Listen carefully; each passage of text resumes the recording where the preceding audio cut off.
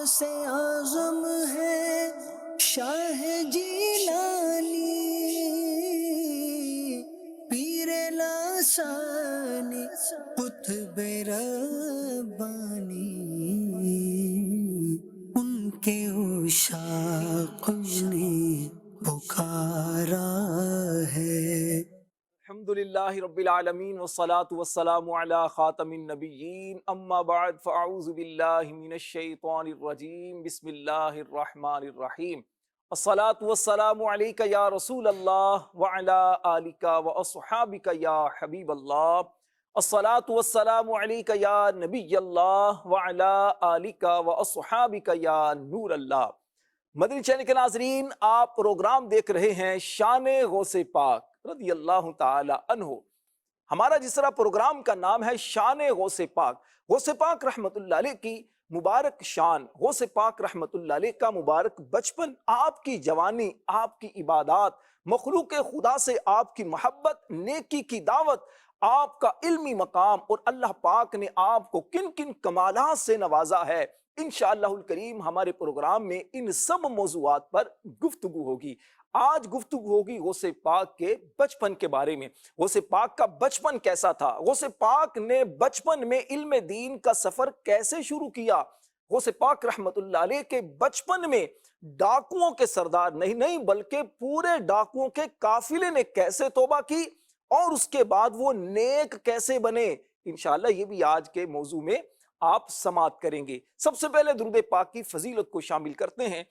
مشہور صحابی رسول حضرت سیدنا عبداللہ بن عمر بن عاص رضی اللہ تعالی عنہ فرماتے ہیں، جو شخص نبی پاک علیہ السلام پر ایک بار درود پڑے گا، اللہ پاک اور اس کے فرشتے اس پر 70 مرتبہ رحمت بھیجیں گے۔ سبحان اللہ، سبحان اللہ۔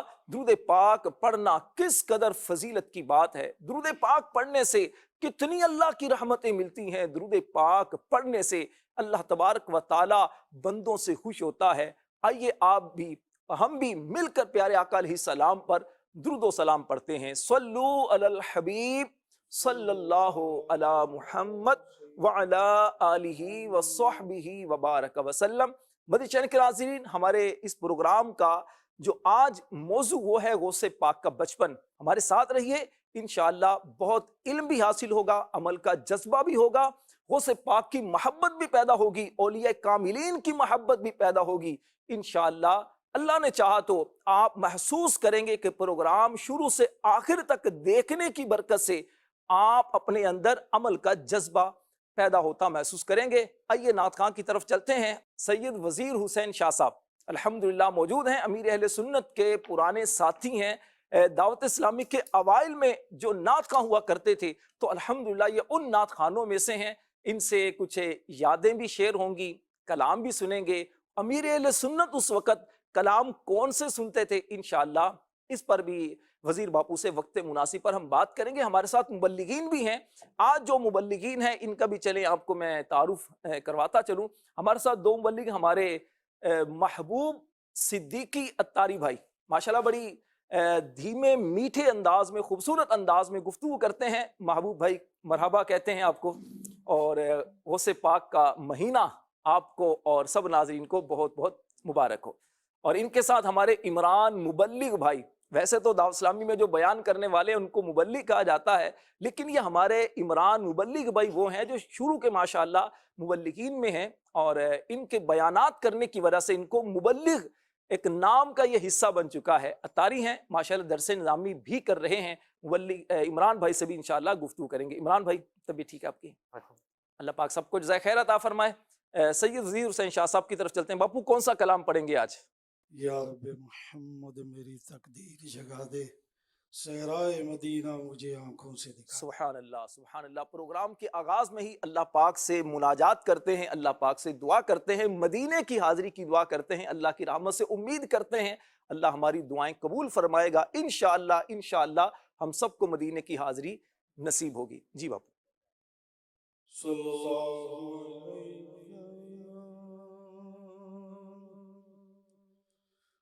رسول اللہ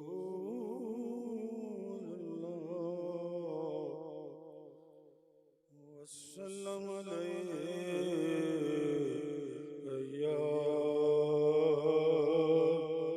حبیب اللہ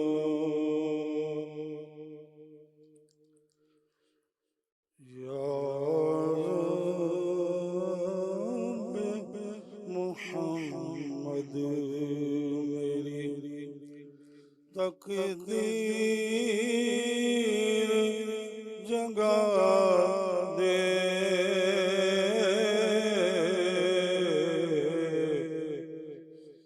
یا رب محمد میری تقدیر جگا دے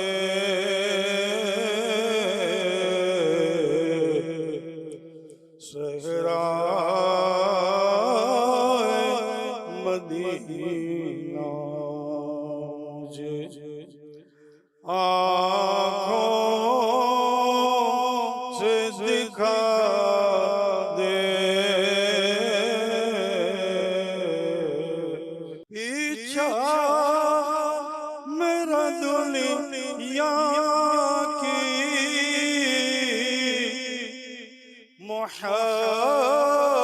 محبت سے چھڑا دے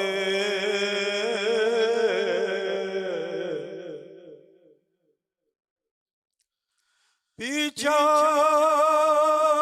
میرا دنیا کی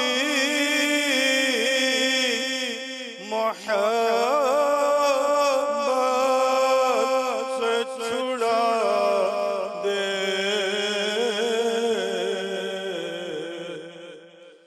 یا رب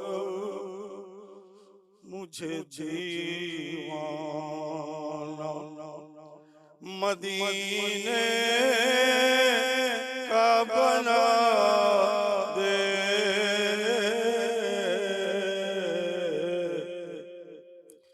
یا رب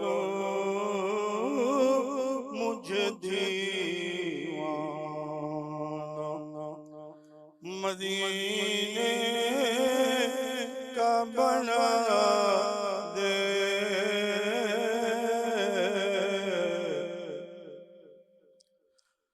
روتا ہوا جس دم میں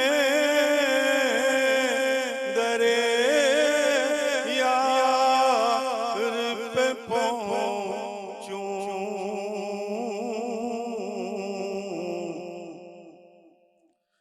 روتا ہوا جس دم میں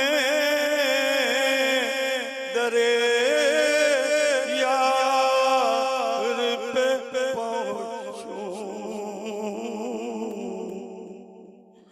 اس وقت مجھے جلوہ محبوب دکھا دے اس وقت مجھے جلوہ محبوب دکھا دے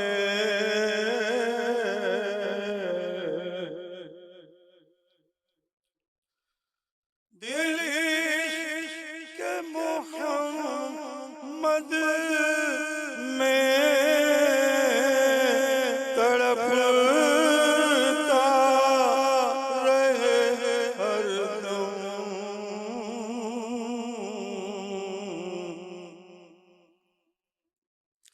دل عشق محمد میں تڑپتا رہے ہر دم سینے کو مدینہ میرے اللہ بنا دے سینے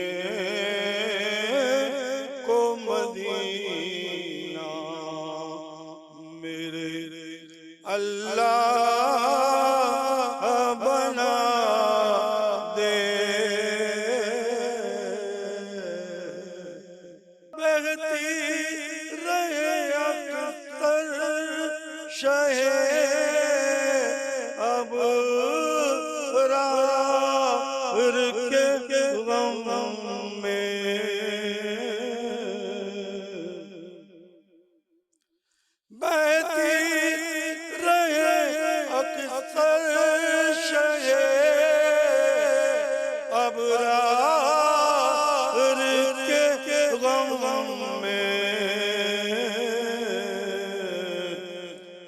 روتی ہوئی وہ آنکھ مجھے میرے خدا دے روتی ہوئی وہ آنکھ مجھے میرے خدا دے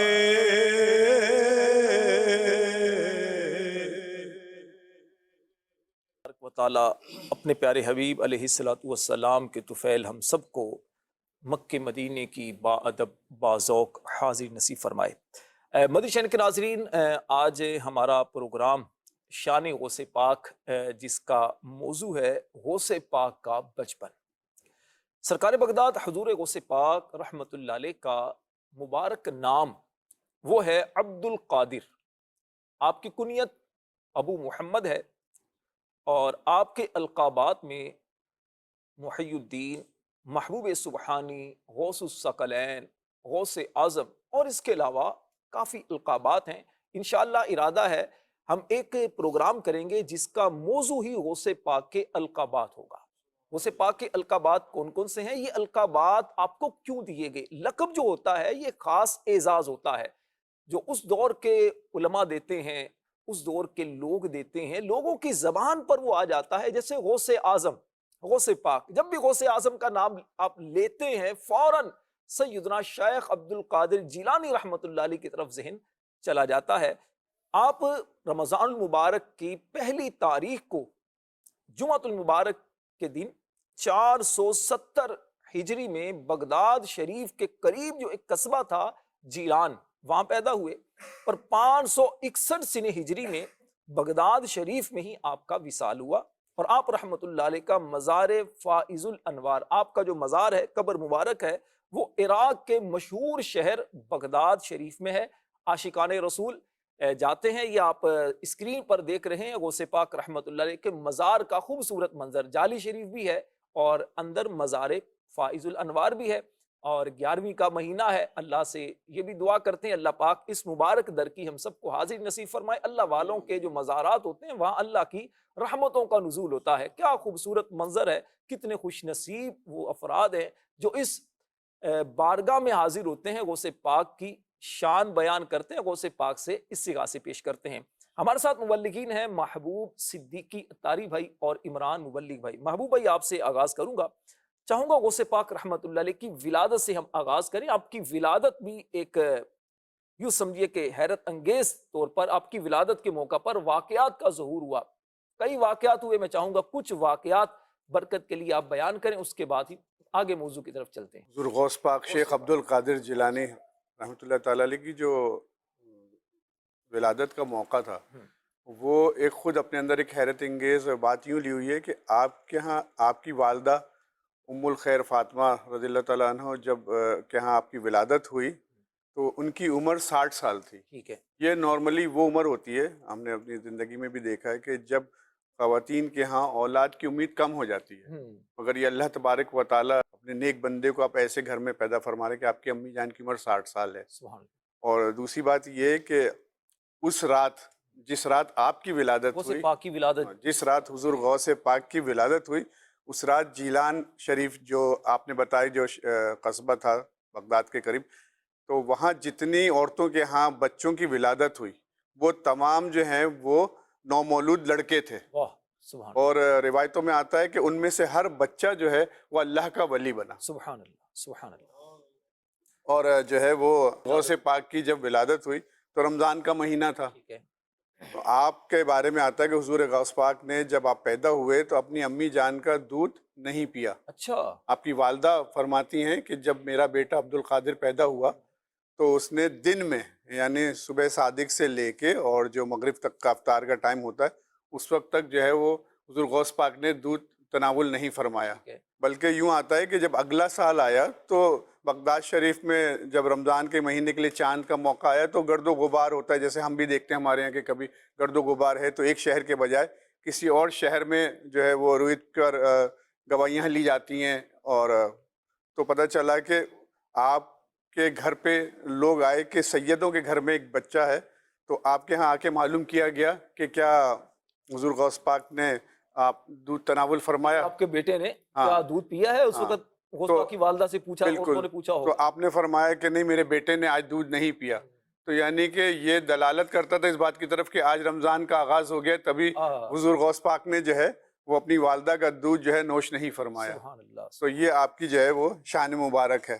غوث پاک رحمت اللہ علیہ کی بچپن سے ہی کرامات کا ظہور ہونا شروع ہو گیا تھا، اور جیسے آپ نے بات بیان فرمائی کہ غوث پاک رحمت اللہ علیہ رمضان کی پہلی تاریخ کو پیدا ہوتے ہیں اور پیدا ہوتے ہی ماں کا دودھ نہیں پیتے، اور پھر مشہور ہو جاتی ہے یہ بات کہ یہ ایک ایسا بچہ ہے کہ جو رمضان میں دن میں دودھ نہیں پیتا، افطار کے بعد دودھ پیتا ہے، حالانکہ مکلف نہیں ہے بچہ، اس بات کا مکلف نہیں ہوتا، اس بات کا پابند نہیں ہوتا کہ اس کو وہ روزہ رکھے یا اس بچے کو روزہ رکھوایا جائے، لیکن اللہ والوں کی شان نرالی ہوتی ہے۔ عمران ملک بھائی کیا فرماتے ہیں غوث پاک رحمت اللہ علیہ کی بچپن کے بارے میں، ولادت پر جیسے ہمارے محبوب بھائی نے کچھ باتیں بیان کی، میں چاہوں گا کہ غوث پاک رحمت اللہ علیہ پیدا ہو جاتے ہیں۔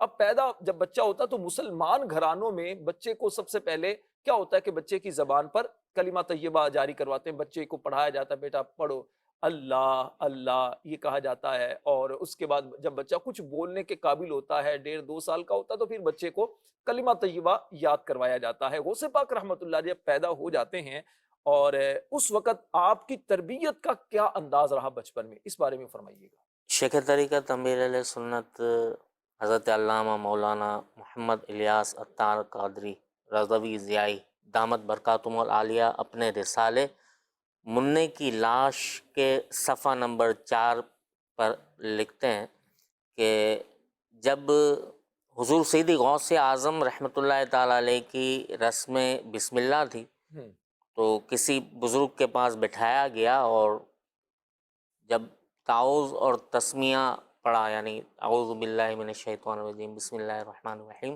تو حضور سیدی غوث اعظم نے 18 پارے پڑھ دی۔ اللہ اللہ، 5 سال کی عمر میں 18 پارے زبانی سنا دیے، زبانی سنا دی۔ سبحان اللہ۔ تو ان بزرگ نے کہا بیٹا اور پڑھیے، تو کہا میری والدہ کو 18 پارے یاد تھے، میں جب اپنی والدہ کے شکم میں تھا یعنی پیٹ میں تھا تو والدہ روزانہ اس کی تلاوت کرتی تھی، تو میں اس کو سن کر یاد کر لیا کرتا تھا۔ سبحان اللہ۔ حضور غوث اعظم کی یہ شان تھی۔ اچھا دیکھیں یہاں پر عمران ملک میں چاہوں گا کچھ اس پر بھی کلام فرمائیں۔ دیکھیں والدہ ماجدہ جو آپ کی ہیں ام الخیر فاطمہ، جس طرح محبوب بھائی نے نام بتایا، تو آپ کی والدہ اس حالت میں یعنی کہ جب حمل سے تھیں تو قرآن کی کثرت سے تلاوت کیا کرتی تھی، اور چونکہ 18 پاروں کی حافظہ تھیں، تو اب 18 پارے چونکہ حافظہ تھے تو چلتے پھرتے ان کی بھی تلاوت ہوتی رہتی۔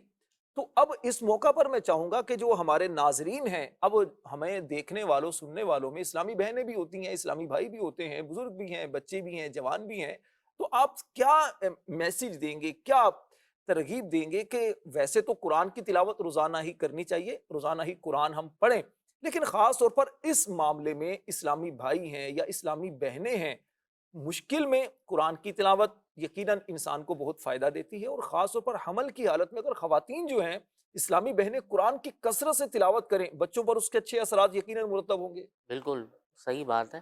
اور ویسے بھی دیکھیں کہ اولاد کا تربیت کا اصل ذمہ جو ہے والدین کے اوپر ہے، ٹھیک ہے، کہ اگر یوں ہم ویسے بھی روٹین وائز بھی عام فہم میں جب دیکھا جاتا ہے کہ جب والدین نماز پڑھتے ہیں تو چھوٹا بچہ، حالانکہ وہ اس کا مکلف بھی نہیں ہے اور اسے سمجھ بھی نہیں ہے، لیکن وہ اس طرح ہاتھ نیچے رکھ کے سجدے کی حالت میں اپنے شکل یعنی اس طرح کا انداز بنانا شروع کرتا ہے، تو جس گھر میں ایسی تربیت ہوتی ہے تو ویسے معاملات ہوتے ہیں، اور جس گھر میں ناچ گانے اور اس طرح کے معاملات چل رہے ہوتے ہیں تو وہ بچہ اسی طرف جاتا ہے، اور پھر بچہ تو غوث پاک کے بچپن میں ایک آپ کا اپنا کردار، اور اس میں آپ کے کردار میں والدین کا بھی حصہ ہے نا۔ محبوب بھائی میں چاہوں گا تو اس پر کلام کریں، جیسے بچپن میں غوث پاک رحمت اللہ علیہ کا ہم نے سنا کہ والدہ کے پیٹ میں ہے، تو والدہ کی عادت مبارکہ کیا ہے کہ والدہ قرآن کی کثرت سے تلاوت کرتی ہیں، لیکن آج کل اگر دیکھا جائے تو اس بات کا خیال نہیں رکھا جاتا، گانے سنے جاتے ہیں معاذ اللہ، فلمیں دیکھی جاتی ہیں، اور اس طرح کی تفریحات میں دل لگایا جاتا ہے، بہلایا جاتا ہے، خود کو گویا دھوکے میں رکھا جاتا ہے، تو بچے پر اس کے اثرات تو ہوتے ہیں نا، کیا کہتے ہیں؟ بالکل آپ صحیح کہہ رہے ہیں.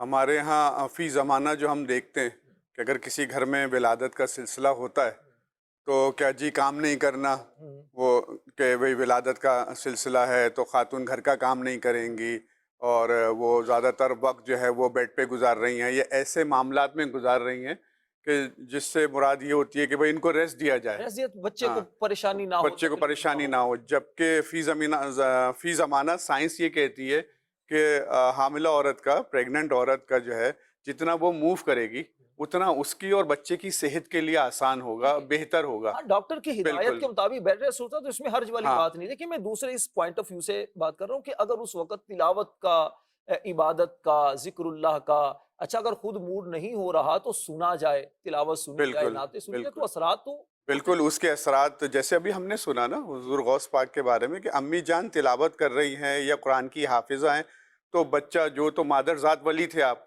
جی تو وہ آپ نے یاد کر لیا. تو اب اگر عام انسان میں بھی یہی ہوتا ہے کہ جیسا ماحول ہو، ایسی ایسی باتیں سننے کو آتی ہیں کہ عقل حیران رہ جاتی ہے کہ جی وہ بعض لوگ ہیں کہ وہ ولادت کا سلسلہ ہے گھر میں تو خواتین میوزک سن رہی ہیں کہ جی وہ اس سے اچھی وہ اس کے اوپر آئی. حالانکہ اچھائی نہیں، یہ تو برائی کی طرف ہم جا رہے ہیں. یعنی شریعت جن چیزوں کو منع کر رہی ہے فی زمانہ دنیا کی بھیڑ چال میں، یا کوا چلا ہنس کی چال اور اپنی چال بھی بھول گیا، سے مراد یہ ہے کہ بھئی ہمیں تو یہ دیکھنا ہم شریعت کے تابع ہیں، ہم بحیثیت مسلمان، ہماری پوری زندگی، ہمارا لائف، ہمارا کلچر، ہمیں ہمارا مذہب ہر معاملے میں گائیڈ کرتا ہے. سبحان اللہ. تو ہمیں جو کوشش کرنی چاہیے کہ جو عبادت میں وقت گزاریں، ذکر و اذکار میں وقت گزاریں، اچھے کاموں میں وقت گزاریں گے تو اس کا اثر جو ہے وہ آنے والی نسل پر، آنے والی اولاد پر بچپن ہی سے جو ہے وہ انشاءاللہ اچھا پڑے پڑے گا، اور گا. سائنس بھی اسی بات کو بیان کرتی ہے کہ اس وقت والدہ کی جو کیفیات ہوتی ہیں نا، ماں کی جس طرح کی سچویشن ہوتی ہے تو اس کا اثر بچے پر ہوتا ہے. ماں ڈری سہمی سی ہر وقت رہے، یا ماں اس وقت گناہوں، مثلا گانے سنے، یا اس وقت فلمیں دیکھے، یا اس وقت لڑائی جھگڑے کا ماحول دیکھے، تو اس کے اثرات بچے پر بھی پڑتے ہیں. صرف بزرگوں کا یہ ذکر سن کر اس بات کے خاتے میں ڈال دینا بھائی وہ تو ان کی کرامت تھی، تو جناب ایسا نہیں ہے. یہ مسلمانوں کی جو مائیں ہیں، مسلمانوں کے گھروں کے اندر نیکیوں بھرا ماحول ہوا کرتا تھا، تلاوت قرآن کی جاتی تھی گھروں کے اندر. نوجوان ہیں یا بزرگ ہیں، بچے ہیں، سب قرآن کی تلاوتیں کیا کرتے تھے. ایک وقت ہوتا تھا محبوب بھائی، عمران بھائی، شاہ صاحب، کہ آپ لوگوں نے خاص طور پر یہ وقت دیکھا، ہم نے بھی اپنے بچپن میں یہ وقت دیکھا ہے کہ صبح صبح تلاوت قرآن کی آوازیں آیا کرتی تھی گھروں سے، تلاوت قرآن کی آوازیں آیا کرتی تھی، ذکر و اذکار کی آوازیں آیا کرتی تھی. گھروں کے اندر چادر بچھائی جاتی تھی اور بچوں کو بٹھایا جاتا تھا کہ اس وقت بچے درود پاک پڑھیں. یہ ایک تربیت ہوتی ہے. تو غوث پاک رحمت اللہ علیہ کی بچپن میں جس انداز سے تربیت ہوئی، تو سب سے پہلی جو درسگاہ وہ ماں کی گود ہوتی ہے. یعنی بچے کی ولادت سے پہلے ہی ماں کی ذمہ داریاں بہت بڑھ جاتی ہیں. تو اس بات کا بہرحال خیال رکھا جائے. عمران بھائی کیا فرمائیں گے غوث پاک رحمت اللہ علیہ کے والد ماجد کا نام بھی میں چاہوں گا تھوڑا بتائیے. والدہ کا نام تو ہمارے محبوب بھائی نے بتا دیا، اور پھر غوث پاک کے والد نے آپ کی تربیت کی، یا پھر والد کے ساتھ بعد کچھ اور افراد نے بھی آپ کی تربیت کی، کیا فرمائیں گے؟ حضور سیدی غوث اعظم رحمۃ اللہ تعالیٰ علیہ کے والد ماجد کا نام ابو صالح موسیٰ جنگی دوست رحمۃ اللہ تعالیٰ علیہ تھا. آپ بھی ماشاءاللہ نیک پرہیزگار، لیکن کم سنی میں ہی آپ کے والد محترم کا وصال ہو کم گیا. سینی کو تھوڑا اگر آسان یعنی کر دیں. چھوٹی عمر میں، غوث پاک کی عمر چھوٹی تھی تو بچپن میں ہی والد صاحب کا انتقال ہو گیا. تو اب ان کے نانا جان حضرت عبداللہ صومعی رحمۃ اللہ تعالیٰ علیہ، جو جیلان کے مشائخ میں سے تھے، زہد و تقوی والے تھے، صاحب فضل و کمال بزرگ تھے، ان کی تربیت میں حضور غوث اعظم رحمۃ اللہ تعالیٰ علیہ نے جو ہے اپنی ابتدائی تعلیم اور تربیت انہی سے حاصل کی. حضور سیدی غوث اعظم رحمۃ اللہ تعالیٰ علیہ سے کسی نے یہ بھی پوچھا کہ آپ کو اپنی ولایت کا کب پتہ چلا؟ تو حضور غوث اعظم رحمۃ اللہ تعالیٰ علیہ فرماتے ہیں جب 10 سال کی آپ کی عمر تھی کہ میں اپنے گھر سے مدرسے پڑھنے جاتا تھا تو فرشتوں کو دیکھتا تھا جو لڑکوں سے کہہ رہے ہوتے تھے کہ اللہ کے ولی کے بیٹھنے کے لیے جگہ کشادہ ہاں ہاں ہاں، واہ بھائی واہ، کیا شان ہے غوث پاک کی، واہ کیا مرتبہ اے غوث ہے بالا تیرا، اونچے اونچوں کے سروں سے قدم آلا تیرا۔ سبحان اللہ، غوث پاک کی کیا شان ہے۔ آپ کا بچپن بھی خوبصورت، جوانی بھی خوبصورت، اور آپ کا بڑھاپا بھی خوبصورت۔ ولی کامل ہیں بلکہ ولیوں کے سردار ہیں، رونق کل اولیاء یا غوث اعظم دستگیر۔ سبحان اللہ، غوث پاک کی باتیں ہو رہی ہیں اور آپ کے بچپن کی باتیں ہو رہی ہیں۔ ناظرین آپ بھی ہمارے ساتھ ہیں، میسیج واٹس ایپ کیجئے، بچپن کے بارے میں آپ کچھ ذکر کرنا چاہیں، تربیت بچوں کی کس انداز سے کی جائے، اس حوالے سے اگر بات کرنا چاہیں، ہمارے مبلغین ہمارے ساتھ موجود ہیں، بلکہ تین مبلغین ہمارے ساتھ موجود ہیں۔ شاہ صاحب ہمارے پاس کلاموں کی فرمائش آ رہی ہے، جو آپ سنانا چاہیں تو وہ بالکل سنا سکتے ہیں۔ ایک میسیج آیا ہے سرگودا سے بنت عنایت، یہ کلام لازمی سنا دیجئے گا، پنجابی کلام ہے۔ وچھوڑے دے میں صدمے روز جھلاں یا رسول اللہ، کراں میں تیریاں دن رات گلاں یا رسول اللہ۔ اچھا، دوسرا ایک کلام کی فرمائش آئی ہے، علی شہزاد بھائی ہیں اقبال نگر سے، کہتے ہیں میرے والدین کی صحت کے لیے دعا فرمائیں۔ تمام جو اسلامی بھائی ہیں دعا فرمائیں، اللہ پاک ہمارے علی شہزاد بھائی کے والدین کو صحت والی عافیت والی زندگی نصیب فرمائے۔ انہوں نے فرمائش کی ہے، نگاہ لطف کے امیدوار ہم بھی ہیں، لیے ہوئے یہ دل بے قرار ہم بھی ہیں۔ انشاءاللہ ایک دو شعر اس کلام کے آپ سے سنیں گے اور آخر میں منقبت بھی آپ سے ہم نے سننی ہے۔ محبوب بھائی فرمائیے گا کہ غوث پاک رحمت اللہ علیہ کی بچپن کی ہم بات کر رہے ہیں، تو غوث پاک رحمت اللہ علیہ بچپن آپ کا کیسا تھا، کچھ اس حوالے سے ارشاد فرمائیں۔ جیسے ابھی عمران بھائی نے بھی ہمیں بتایا کہ جب آپ مدرسے جایا کرتے تھے تو فرشتے جو ہے وہ آپ کے لیے جگہ خالی کرنے کا کہا کرتے تھے۔ آپ کے بچپن کا ایک واقعہ شیخ محمد بن قائد الوانی رحمۃ اللہ تعالیٰ علیہ فرماتے ہیں کہ میں نے حضور غوث پاک شیخ عبد القادر جیلانی کی بارگاہ میں ایک مرتبہ میں حاضر تھا، تو میں نے آپ سے پوچھا کہ حضرت آپ یہ بتائیں کہ آپ نے اپنے جو معاملات تھے اس کی بنیاد کس چیز پر رکھی؟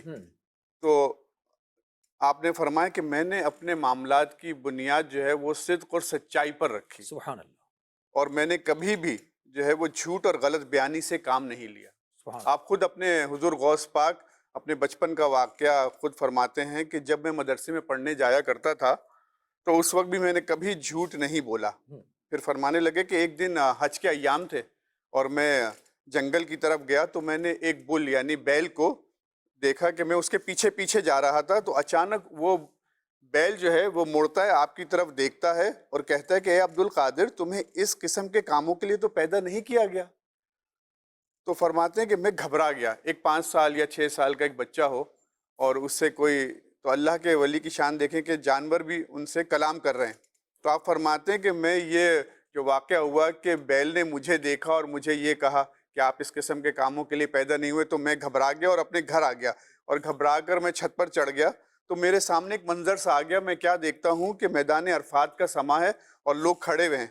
تو یہ دیکھ کر میں اپنی والدہ ماجدہ کے پاس حاضر ہوا اور میں نے کہا کہ امی جان، مجھے جو ہے وہ آپ راہ خدا کے لیے وقف فرما دیں اور مجھے بغداد جانے کی اجازت مرحمت فرمائیں۔ ٹھیک ہے، تو آپ کی والدہ فرماتی ہیں کہ میں نے اپنے بیٹے عبد القادر کو کہا کہ بیٹا اس کا کیا سبب ہے، تو انہوں نے مجھ سے وہ بیل والا واقعہ جو ہے ذکر کیا، اور تو اس پر فرماتی ہیں کہ میرے آنسو آ گئے، اور پھر میں نے جو ہے وہ 80 دینار جو میرے یعنی حضور غوث پاک فرماتے ہیں کہ میری والدہ نے وہ 80 دینار جو وراثت میں ملے تھے میرے والد کی طرف سے، وہ امی جان لے کر آتی ہیں اور اس کے 2 حصے کرتی ہیں، یعنی 40 دینار الگ کرتی ہیں اور 40 دینار میرے بھائی سید ابو احمد جیلانی کے لیے رکھتی ہیں۔ اچھا یہ دینار، یعنی دینار کو اس وقت کی کرنسی تھی کیا؟ دینار تھا، آج بھی دینار کا تو ہوتا ہے لیکن یہ تو کاغذ کے ہمیں نظر آ جی رہا ہے۔ ہاں، ظاہر ہے وہ زمانے کے ساتھ ساتھ ہر ملک میں کرنسی درہم و دینار کا جو ہم ذکر ہاں، تو سنتے یہ ہیں درہم کہ دینار، یہ سونے اور چاندی کے سکے، اچھا درہم جو ہے وہ اس چاندی کے ہوتے تھے اور دینار جو ہے وہ سونے کے سکے ہوتے تھے۔ ٹھیک ہے، تو وہ وراثت میں جو آپ کے والد صاحب حضور غوث پاک کے چھوڑ کر گئے تھے تو امی جان وہ لے کر آئیں اور اس کے 2 حصے کیے، اور ایک آپ کے بھائی کے لیے حصہ الگ رکھا اور ایک آپ نے جیسے فرمائش کی تھی کہ امی جان مجھے اجازت دیں اور کہ میں علم دین حاصل کرنے کے لیے جو ہے وہ بغداد جانا چاہتا ہوں، تو آپ نے فرمایا کہ امی جان نے وہ 40 دینار جو ہے وہ ایک لباس کا حصہ جو گدڑی ہم کہتے ہیں، تو ایک ایسا جبہ پیون لگا ہوا اس میں سی دیے، یعنی اندر کی طرف رکھ کے کہ بچہ ہے، چھوٹی بچہ عمر ہے، 8 سال کی عمر ہے، تو بالکل ایسا نہ ہو کہ کوئی نکال لے، کوئی گم ہو جائیں، تو والدہ نے سی دیے ایک سی دیے اندر کی طرف کہ وقت جی، ضرورت کام آئیں گے، نکال کر اس کو استعمال کرتی رہیں گی اور کرتے رہیں کرتے رہیں گے، غوث پاک استعمال غوث کر پاک. سکیں گے۔ اور فرماتے ہیں کہ میری والدہ نے مجھے جو ہے وہ ایک نصیحت بھی فرمائی کہ بیٹا ہمیشہ سچ بولنا. واہ، اب دیکھیں یہ بھی تربیت کا حصہ ہے. سبحان ہمارے ہاں کیا ہوگا کہ کھا لینا، اسکول جا رہے ہو تو کھا لینا، لنچ لے لینا، اچھا ہوم ورک کر لیا یا نہیں کر لیا. یعنی فی زمانہ اگر ہم دیکھیں تو ہمیں یہ اپنے معاشرے میں نظر آتا ہے کہ مائیں شاید اس طرح کی چیزیں، بیٹا نماز کی پابندی کرنا، بیٹا ہمیشہ سچ بولنا، کسی کا دل نہیں دکھانا، جو ہماری روایات ہیں، جو ہمارے دین کی تعلیم ہے، اس کے بجائے ہم دنیاوی چیزوں کو ترجیح دے رہے ہوتے ہیں. مگر یہاں بھی ہمیں سیکھنے کو ملا کہ آپ کی والدہ کی شان دیکھیں کہ آپ اپنے بچے کو جو ہے وہ بھیج رہی ہیں علم دین کے لیے، تو آپ فرما رہی ہیں کہ بیٹا ہمیشہ سچ بولنا. ٹھیک تو ہے، آپ فرماتے ہیں کہ حضور غوث پاک فرماتے ہیں کہ مجھے ہمیشہ سچ بولنے کی تاکید فرمائی، اور پھر مجھے جیلان سے باہر تک، یعنی جو جیسے علاقہ ہوتا ہے، محلہ ہوتا ہے، تو وہاں تک آپ چھوڑنے میری امی جان تشریف لائیں اور مجھے فرمائے کہ اے میرے بیٹے جاؤ، اللہ کی رضا اور خوشنودی کی خاطر میں تمہیں اپنے پاس سے جدا کرتی ہوں، اور اب مجھے تمہارا چہرہ قیامت میں ہی دیکھنا نصیب ہو. سبحان اللہ، تو سبحان یہ اللہ۔ کتنی بڑی بات ہے کہ علم دین کے لیے ماں باپ قربانی دے رہے ہیں، اور اپنے بیٹے کو جو وقت کے ولی ہیں، بلکہ ولی بنانے والی شخصیت ہیں حضور غوث پاک کی شان، تو ان کی امی جان جو ہیں ان کو روانہ کر رہی ہیں اور ان کو جاتے ہوئے تلقین کر رہی ہیں کہ یہ زندگی کی وہ ویلیوز ہیں. تو جیسے آپ نے شروع میں ان بزرگ نے جب آپ سے پوچھا کہ آپ نے اپنے معاملات کی بنیاد، تو یہاں ہمیں یہ پتہ چلتا ہے کہ سب سے یعنی سچ بولنا کسی اب ہمیشہ یہ بہت بڑی نیکی بھی ہے، بہت بڑا مسلمان کا وصف ہے. یعنی مسلمان کے بارے میں ہے کہ مسلمان کہتے اسے ہیں جو جھوٹ نہیں بولتا. یعنی دوسری قوموں سے اگر ہم ڈفرینشیٹ کریں تو یہ ایک دین اسلام کی کوالٹی کہہ لیں، تربیت کہہ لیں، معیار کہہ لیں کہ مسلمان وہ ہوگا جو جھوٹ نہیں بولے گا. اگر ہم آج اپنے معاشرے پر دیکھیں تو ہمیں دیکھنا چاہیے کہ ہم اس چیز سے ہم کتنے دور ہوتے جا رہے ہیں. بالکل ایسا ہی ہے. دیکھیے اس اگر واقعے پر غور کریں تو بہت ساری باتیں ہمیں اس سے سیکھنے کو ملتی ہیں، سمجھنے کو ملتی ہیں. ماؤں کا کردار کتنا امپورٹنٹ ہوتا ہے بچوں کی تربیت میں. مائیں اگر بچوں کو سچ کی تربیت دیں، مائیں اگر بچوں کو عبادت کی نصیحت کریں، وصیت کریں، ترغیب دیں، اپنے عمل سے بھی، اپنی گفتگو سے بھی. مائیں اگر اپنے بچوں کو اپنے قریب رکھ کر ان کی اس انداز سے تربیت کریں کہ بچے نیکی کی طرف آ جائیں، بچے اللہ رسول سے محبت کی طرف آ جائیں، تو یقیناً ایسے بچے پھر اللہ کے نیک بندے بنتے ہیں، معاشرے کے لیے سرمایہ بنتے ہیں، دوسروں کی ہدایت کا ذریعہ بنتے ہیں. ناظرین ہمارے ساتھ سید وزیر حسین شاہ صاحب بھی ہیں. شاہ صاحب، غوث پاک رحمۃ اللہ علیہ کی باتیں ہو رہی ہیں، فرمائشیں بھی کچھ آئی تھیں، تو اگر کوئی شعر سنا دیا جائے غوث پاک کی منقبت کا، کوئی شعر جو آپ کے ذہن میں ہو، تو اس کے بعد پھر ہم آگے بھی بڑھیں گے. غوث پاک جیلان سے نکل چکے ہیں، اپنے شہر سے نکل چکے ہیں، اور اس کے بعد پھر کیا کہتے ہیں والدہ کی بارگاہ سے جدا ہو چکے ہیں. آگے کیا کیا معاملات ہوئے انشاءاللہ اس پر ہم بات کریں گے عمران بھائی سے. لیکن میں چاہوں گا غوث پاک کی منقبت کا کوئی ایک شعر اگر آپ سنا دیں.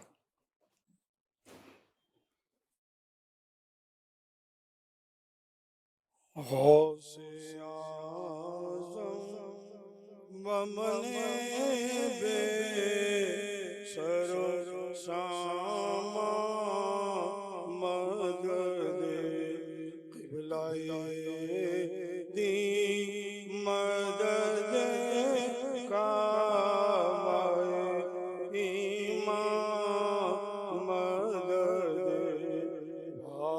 کیا مرتبہ غوث ہے بالا تیرا، اونچے اونچوں کے سروں سے قدم اعلیٰ تیرا. سبحان اللہ.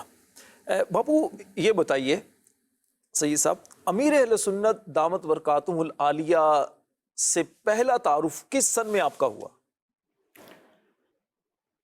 الحمدللہ رب العالمین، الصلاة والسلام علیک یا سیدی یا رسول اللہ وعلی آلک و اصحابک یا سیدی یا حبیب اللہ۔ امیر اہل سنت سے الحمدللہ میں 79 سے آپ کے ساتھ، آپ کی نگاہ کرم سے واہ آپ کے ساتھ ہوں۔ ماشاء اللہ، 79 سے یعنی 81 میں دعوت اسلامی کا آغاز ہوتا ہے، لیکن آپ 2 سال پہلے سے ہی ماشاء اللہ، الحمدللہ۔ سبحان اللہ۔ اس کی وجہ یہ تھی کہ میں کاغذی بازار میں جہاں امیر اہل سنت کی رہائش تھی، اور آپ اس وقت نور مسجد میں امامت فرماتے تھے، ٹھیک ہے، تو وہاں سے آپ کا اکثر گزر ہوتا تھا، تو میں کچھ سامان اپنا بیچتا تھا اور وہ آواز لگاتا تھا، ہر مال 2 روپیہ، ہر مال 2 روپیہ، ٹھیک ہے، پلاسٹک کا کچھ سامان ہوتا تھا۔ تو امیر علیہ سنت کی ماشاءاللہ شروع سے یہ عادت رہی کہ آپ کی یہ کوشش تھی کہ سرکار کی پیاری امت کی اصلاح کیسے ہو، سبحان اللہ، ان کو اصلاح کی طرف کیسے لایا جائے۔ سبحان اللہ، تو میں جب آوازیں لگاتا تھا تو آپ وہاں سے گزرتے تھے اور دیکھتے تھے مجھے، اور پھر نکل جاتے تھے۔ سبحان ایک بار وہاں آ کر آپ میرے پاس کھڑے ہو گئے۔ میں اس وقت اس طرح ماحول میں جیسے ابھی ہے، یہ غلیہ نہیں تھا، ٹھیک ہے، مجھے کہنے لگے کہ سلام کیا مجھے، آپ کا نام کیا ہے؟ تو میں نے کہا، ہم اس وقت الیاس صاحب کہتے تھے، ٹھیک ہے، میں نے کہا میرا نام سید وزیر حسین قادری۔ ٹھیک ہے، اب اس وقت نسب وغیرہ کو یہ سب ہم نے بابا امیر اہل سنت کی تربیت سے ہی سیکھا ٹھیک ہے۔ کہ جہاں ضرورت ہو وہیں نسب بتانا چاہیے۔ اچھا، آپ نے امیر اہل سنت کو یہ اپنا بتایا اور اس کے بعد پھر تعلق ہوا، ماشاءاللہ آنا جانا شروع ہو گیا۔ یہ بتائیے گا، چونکہ وقت ہمارے پاس مختصر ہوتا ہے، جی آپ نعت کی طرف آئے تو کیا پہلے سے آپ نعتیں پڑھتے تھے، یا امیر اہل سنت کے ساتھ آپ کا تعلق بنا، دعوت اسلامی کا ماحول آپ کو ملا، اس کے بعد نعتیں پڑھنا شروع کی؟ الحمدللہ نعتیں امیر اہل سنت کے ساتھ جب وابستہ ہوئے تو پھر انہوں نے نعتوں کا سلسلہ تو آپ کا شروع سے ہی ان کے تحریر کلام وہ فرماتے لکھتے تھے، نہیں آپ کلام کب سے پڑھنا شروع ہوئے؟ اس وقت سے مجھے انہوں نے پہلی نعت بھی دی تھی ایک، اب یاد نہیں اس وقت مجھے ابھی، تو وہ پھر مجھے اس کی طرز بھی بتاتے تھے، اچھا، ٹھیک ہے، وہ اس طرز پہ آپ کو اس کو پڑھنی ہے۔ طرز بھی امیر سنت خود بتاتے تھے جی اور کلام بھی آپ کو دیتے تھے جی پڑھنے کے لیے۔ اچھا، چونکہ غوث پاک رحمۃ اللہ علیہ کا بچپن ہے، غوث پاک رحمۃ اللہ علیہ کا مبارک الحمدللہ۔ پروگرام ہم کر رہے ہیں، کوئی منقبت جو سب سے پہلی منقبت آپ نے پڑھی ہو دعوت اسلامی میں؟ یہ بھی جو میں نے پڑھی یہی شروع سے میں پڑھتا تھا۔ ارے واہ، سبحان، یہ سب سے پہلی، یہ تو کیا کہتے ہیں اعلیٰ حضرت رحمۃ اللہ علیہ کی نے لکھی ہے نا، غوث پاک رحمۃ اللہ علیہ کی منقبت۔ سبحان اللہ۔ مدنی کے ناظرین، باتیں انشاءاللہ ہوتی رہیں گی، بزرگ مبلغین ہیں، امیر اہل سنت کے پرانے ساتھی ہمارے پروگرام میں ہوتے ہیں، آپ بھی باتیں اس انداز سے کر سکتے ہیں، انشاءاللہ بڑی آپ کو معلومات ملے گی۔ یہ وہ باتیں ہوں گی، ہو سکتا ہے آپ کو کتابوں میں نہ ملیں، ہو سکتا ہے آپ کو دعوت اسلام کے رسالوں میں نہ ملیں، یہ ان کے سینوں میں ہیں، یہ بزرگ جو ہیں ان کے سینوں میں ہے، ان کے آنکھوں دیکھے یہ احوال ہیں۔ انشاءاللہ امیر اہل سنت کی محبت بھی بڑھے گی، اللہ کے آپ ولی ہیں، اللہ پاک کے آپ پیارے ہیں، غوث پاک کی محبت کے جام پلانے والے ہیں۔ عمران بھائی، غوث پاک رحمۃ اللہ علیہ کی بچپن کی ہم بات کر رہے تھے، میں اسی سے آگے جوڑوں گا۔ ہمارے محبوب بھائی نے بتایا کہ غوث پاک رحمۃ اللہ علیہ نے بچپن میں 8 سال کی عمر ہے، کم و بیش آپ کی 8-10 سال کی عمر ہے، والدہ نے آپ کو 40 دینار سونے کے سکے دیے اور کہا بیٹا اللہ کے راستے کی طرف میں تمہیں روانہ کر رہی ہوں، اب قیامت کے دن ہی منہ دیکھنا نصیب ہو۔ غوث پاک گھر سے نکلتے ہیں، آگے کیا معاملات ہوئے، کیا فرمائیں گے؟ حضور سیدی غوث اعظم رحمۃ اللہ تعالیٰ علیہ جب جیلان سے اپنی والدہ سے ملاقات کر کے جب نکلے تو جیلان کے راستے میں ہمدان سے آگے پہنچے تو ان کا جو قافلہ تھا اس پہ 60 ڈاکوؤں نے حملہ کر دیا، اللہ، کیونکہ اس وقت کے سفر تھوڑے ٹریول مشکل بھی ہوتا تھا، اور ظاہر سی بات ہے آپ آج نے قافلہ کہا نا، تو ہو سکتا ہے کئی ناظرین ہمارے ایسے ہیں جن کو قافلے کی سمجھ نہ آتی ہو، تو تھوڑا سا اس کو اگر آسان کر دیں کہ قافلہ کون سا قافلہ تھا کہ جس قافلے کے ساتھ یہ گئے تھے، ٹریولنگ کا کیا نظام تھا، تھوڑا اس بارے میں بیان کریں۔ اصل میں پہلے کے دور میں اس طرح سے آج جیسے ٹرینیں ہیں، ہوائی جہاز ہیں، بسیں ہیں، اس طرح کی کوئی ترقی تو تھی نہیں، جانوروں پہ سفر ہوتا تھا، اور اس سفر میں زیادہ راہ بھی اسی سواری کے اوپر ہوتا تھا۔ آج تو ہم کسی یعنی چیز سفر میں کے جو ٹریول، ضروری سامان ہاں وغیرہ ہوتا تھا، ہاں، جیسے کھانے پینے کی چیزیں یا جو بھی راستے کے لیے جو ضروری چیزیں ہیں، اور پھر قافلے کے لیے جو ان کا گروپس ہوتا تھا، جیسے آج کل حج کے لیے ایک ٹریول گروپ بنتا ہے تو عمرے کے لیے بنتا ہے، اسی طرح جو رائے خدا میں جو ہے تبلیغ دین کے لیے دعوت اسلامی کے قافلے سفر کرتے ہیں، 3 دن کے، 12 دن کے، 1 ماہ کے، تو یہ بھی ایک امیر قافلہ ساتھ ضروری ہوتا ہے، تو اس میں بھی ایک رہنما ہوتا تھا۔ تو یوں یہ قافلہ جب جا رہا تھا ایک شہر سے دوسرے شہر کی طرف، تو ہمدان سے آگے پہنچے تھے، تو قافلہ ظاہر سی بات ہے کہ ہر تھوڑے عرصے کے بعد یا تھوڑا ٹریول ہوتا تھا تو قضاء حاجت وغیرہ کے لیے راستے میں ایک اسٹے ہوتا تھا، تو یہ اسٹے کے لیے رکے تھے، اور وہاں پر 60 ڈاکوؤں نے حملہ کر دیا۔ اب حضور غوث پاک کے پاس ایک ڈاکو آیا، اس نے کہا بیٹا تمہارے پاس کچھ ہے؟ باقیوں سب سے سامان وغیرہ لوٹ لیا کر لیا، اب غوث پاک کے پاس بھی آ گئے، اس بچے کے پاس بھی پوچھے بھی تمہارے پاس کہا کیا ہے؟ تمہارے پاس کچھ ہے؟ تو غوث اعظم فرماتے میں نے کہا کہ ہاں میرے پاس 40 سونے کے سکے ہیں، 40 دینار ہے۔ ہاں 8 یا 10 سال کی عمر مبارک آپ کی اس وقت تھی۔ 40 سونے کے سکے ہیں، تو وہ سمجھا کہ بچہ ہے مذاق کر رہا ہے، وہ چلا گیا۔ اسی طرح پھر کچھ دیر کے بعد دوسرا ڈاکو آیا، اس نے کہا تمہارے پاس کچھ ہے؟ کہا یہی آپ نے جواب دیا کہ میرے پاس 40 دینار ہے۔ تو پھر جب یہ اپنے سردار کے پاس پہنچے اور مال تقسیم کر رہے تھے تو بتایا کہ اس طرح سے ایک بچہ ہے جو کہتا ہے کہ میرے پاس 40 دینار ہے۔ سردار نے کہا کہ اسے بلا کے لاؤ۔ تو سردار نے کہا کہ بیٹا آپ کہہ رہے ہو آپ کے پاس کیا ہے؟ کہا میرے پاس 40 دینار ہے۔ سردار نے کہا تلاشی لو، 40 سونے کے سکے نکلے۔ تو سردار نے کہا کہ یہ رقم آپ بچا بھی سکتے تھے، آپ نے کیوں بتایا؟ یعنی آپ یہ کہتے تھے میرے پاس نہیں ہے۔ حضور غوث اعظم رحمۃ اللہ تعالیٰ علیہ فرماتے ہیں کہ میری والدہ نے مجھے نصیحت کی تھی کہ بیٹا کبھی جھوٹ نہیں بولنا، ہمیشہ سچ بولنا، اور میں نے وعدہ کیا تھا کہ امی جان میں کبھی جھوٹ نہیں بولوں گا۔ اب یہ ایک جملہ تھا، لیکن یہ اللہ کے ولی کے منہ سے نکلنے والے وہ الفاظ تھے جو تاثیر کا تیر بن کر ڈاکوؤں کے سردار کے دل پہ لگ گئے۔ وہ رونے لگا اور کہا کہ یہ بچہ اپنی ماں کے وعدے کو پورا کر رہا ہے، یعنی ماں سے کیا ہوا وعدہ پورا کر رہا ہے اور جھوٹ نہیں بول رہا، سچ بول رہا ہے۔ ہم نے دن رات اللہ کی نافرمانیاں کی، اور یہ اسی وقت غائب ہو گیا، اور اس کے ساتھ جتنے اس کے شرکا تھے جو دیگر ڈاکو تھے وہ بھی جو ہے وہ سب غائب ہو گئے۔ تو یہ حضور غوث پاک رحمۃ اللہ تعالیٰ علیہ کی بارگاہ میں کرامت کا بھی بچپن میں ہوتا ہے، وہ شعر ہے نا، نگاہ ولی میں وہ تاثیر دیکھی، بدلتی ہزاروں کی لاکھوں کی تقدیر دیکھی۔ محبوب بھائی، غوث پاک رحمۃ اللہ علیہ کا بچپن میں اگر ہم سیرت کا مطالعہ کرتے ہیں تو آپ علم دین آپ نے بڑی محنت سے حاصل کیا،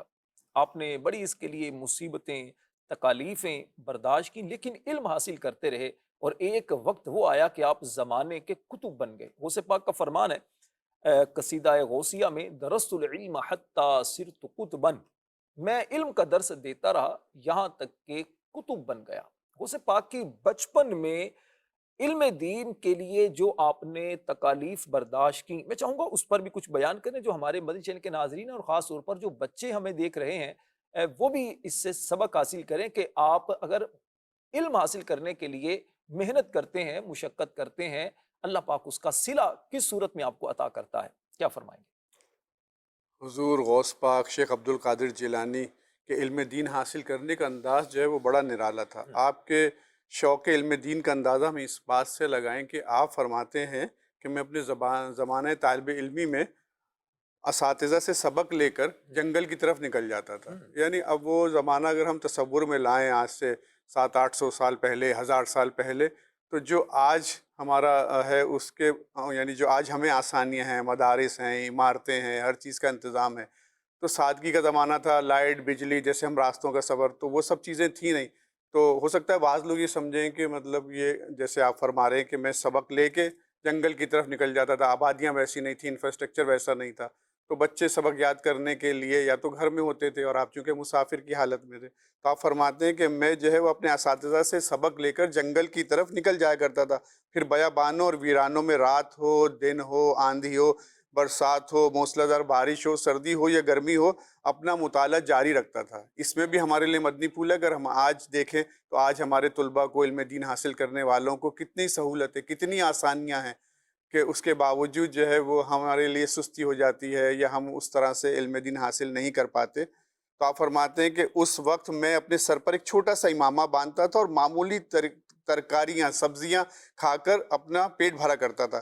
کبھی کبھی یہ سبزیاں یا یہ ترکاریاں بھی ہاتھ نہ آتی کیونکہ بھوک کے مارے ہوئے دوسرے فقراء بھی جو ہے جنگل کا رخ کرتے تھے اور وہاں پر موجود اگر کوئی چیز ہے تو اس سے اپنا پیٹ بھرتے تھے حلال طریقے سے۔ تو آپ فرماتے ہیں کہ یعنی آپ کا انداز دیکھیں کہ آپ جب دوسرے فقراء کو یا دوسرے طالب علموں کو دیکھتے تھے تو فرماتے تھے کہ مجھے ایسے موقع پہ شرم آتی تھی، تو میں جو ہے کہ میری وجہ سے دوسرے درویشوں کی حق تلفی نہ ہو، تو آپ جو ہے میں فرماتے تھے کہ میں وہاں سے چلا جاتا اور اپنا مطالعہ جاری رکھتا، پھر جب نیند آ جاتی تو خالی پیٹ ہی اس کنکروں والی زمین پر جو ہے وہ میں بھوک کی حالت میں ہی سو جاتا تھا۔ آپ رحمۃ اللہ تعالیٰ علیہ اپنے اسی زبانہ طالب علمی کے بارے میں فرماتے ہیں کہ جس میں زمانے کی جن سختیوں سے دوچار ہوا انہیں برداشت کرتے کرتے اگر پہاڑ بھی ہوتا تو شاید وہ پھٹ جاتا۔ یہ تو اس ذات بے نیاز کا کام ہے کہ میں باعافیت ان کانٹے دار جنگلوں سے گزر گیا۔ یعنی یہ واقعی اس میں ہمارے لیے کتنی جو ہے وہ نصیحت کے پھول ہیں کہ ہم اگر دیکھیں کہ ہم آج جو ہم علم دین حاصل کرنے کے جو مواقع ہیں، آج تو ہم سے ایک وقت کی بھوک برداشت نہیں ہوتی، ذرا سا ہم اگر جو ہے وہ ہماری طبیعت ناساز ہو تو ہم مدرسے کی چھٹی کر لیں، اور اگر ہم گاڑی نہیں آئی تو مدرسے کی چھٹی کر لی۔ اور آپ فرما رہے ہیں کہ میں نے جو صحبتیں اختیار کی علم دین حاصل کرنے کے لیے، وہ اگر جنگلوں پر ہوتی تو پہاڑوں پر ہوتی تو شاید پہاڑ بھی پھٹ جاتے۔ دیکھیں بات یہی ہے کہ جس کو جو مقام ملتا ہے نا، اس کے پیچھے اس کی اسٹرگل ہوتی ہے، محنت ہوتی ہے، بہت زیادہ کوششوں کا دخل ہوتا ہے، تب جا کر وہ کچھ مقام حاصل کرتا ہے۔ ایسا نہیں ہوتا کہ کسی کو راتوں رات خواب آئے اور وہ اسی اعلیٰ منصب پر، اعلیٰ مقام پر فائز ہو جائے۔ غوث پاک رحمۃ اللہ علیہ کی یقیناً بے شمار کرامات بھی ہیں، آپ کے فضائل و کمالات بھی ہیں، اللہ پاک نے آپ کو بڑا نوازا ہے، لیکن بہت کم لوگ غوث پاک رحمۃ اللہ علیہ کی ان جو علم دین کے لیے آپ نے محنتیں کی ہیں، بہت کم لوگ جانتے ہوں کہ غوث پاک بہت بڑے مفتی تھے، باقاعدہ فتویٰ دیا کرتے تھے، کئی سال، غالباً 33 سال 33 ایئرز غوث پاک نے فتوے دیے ہیں۔ آپ بہت بڑے عالم تھے، بہت عبادت گزار تھے، اللہ نے بڑا آپ کو نوازا تھا، تو محنتیں ہوتی ہیں تو اللہ اس کا صلہ پھر کس صورت میں دیتا ہے کہ آج دنیا میں آپ کے چاہنے والے بے شمار ہیں۔ اللہ پاک غوث پاک پر کروڑوں رحمتوں کو نزول فرمائے، آپ کے صدقے اللہ پاک ہم سب کی مغفرت فرمائے۔ مدنی چینل کے ناظرین، ہمارے پروگرام کا وقت اختتام کو پہنچا، ہمیں دیجیے اجازت۔ اللہ تعالیٰ سے دعا کرتے ہیں اللہ پاک اپنے پیاروں کی محبت جب تک زندہ رہیں ہمارے سینوں میں محفوظ رکھے، اور قبر میں چراغ کی صورت میں ہماری قبر کا اجالا کرنے والی بنے، آمین بجاہ النبی الامین صلی اللہ علیہ وسلم۔ صلو علی الحبیب صلی اللہ علی محمد صلی اللہ علیہ وسلم۔ غوث اعظم ہے شاہ جیلانی، پیر لاسانی قطب